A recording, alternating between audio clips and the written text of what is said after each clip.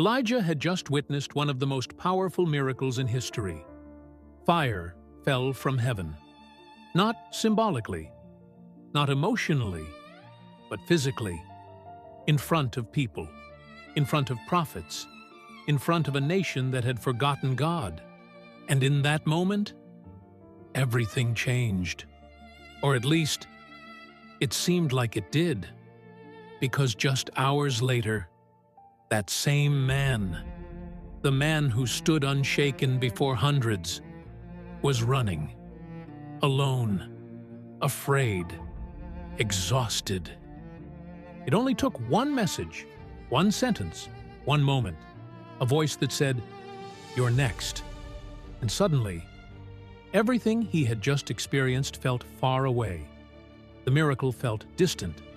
The fire felt like a memory. The confidence disappeared.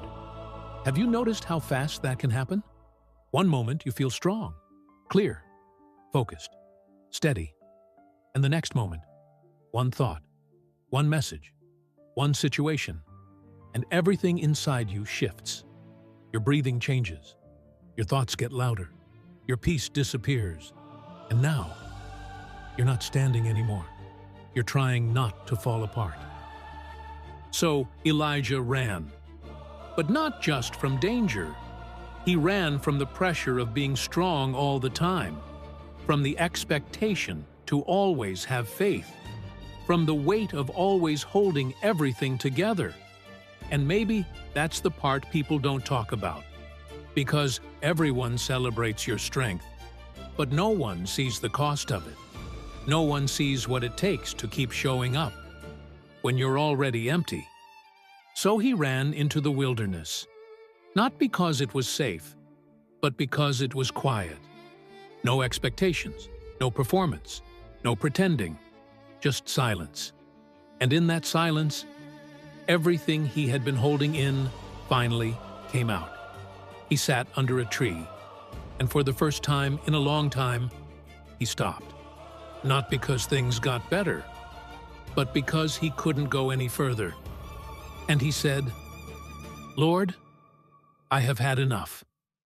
Maybe you've never said those exact words, but something inside you has whispered it. I'm tired. Tired of trying to stay strong. Tired of pretending everything is okay. Tired of carrying things no one even knows about. You smile when people are around.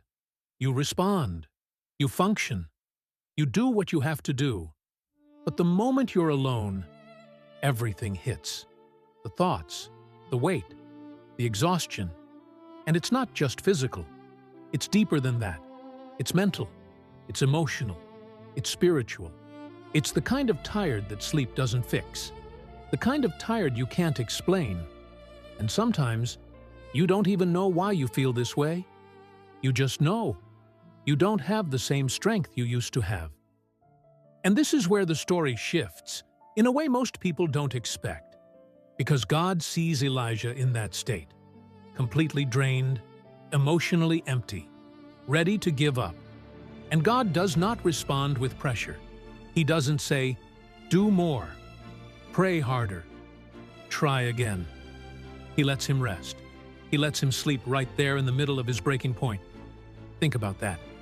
God didn't interrupt his exhaustion. He honored it. And then, an angel touched him, gently, not urgently, not forcefully, and said, "Get up and eat." That's it. No correction, no lecture, no disappointment, just care, just provision, just presence. Because sometimes, what you need isn't a solution, it's restoration.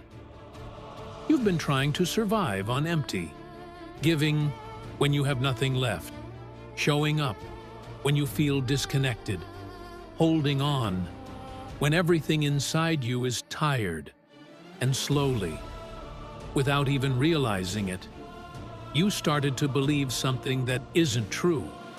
That being tired means you're failing. That slowing down means you're weak.